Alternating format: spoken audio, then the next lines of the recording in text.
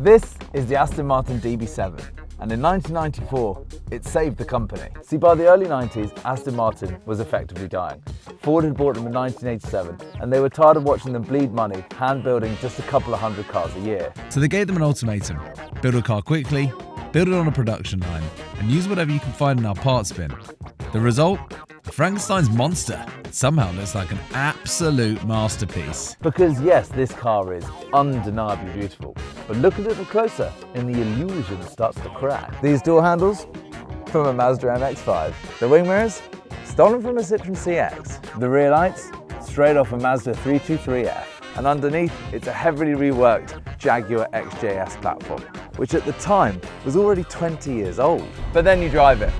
This isn't the V12, this is a 1995 model with the original 3.2 litre supercharged straight six.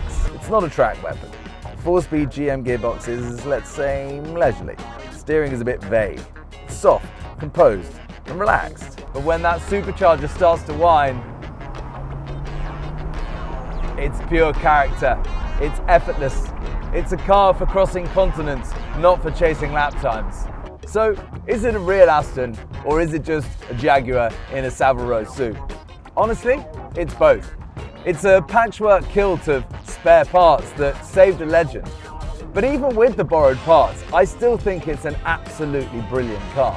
I mean, it just eats up the miles, the leather, the wood. It all feels special. It has that Aston sense of occasion. And I've got to say, wouldn't be sad to have one of these on my drive, because this was an important car.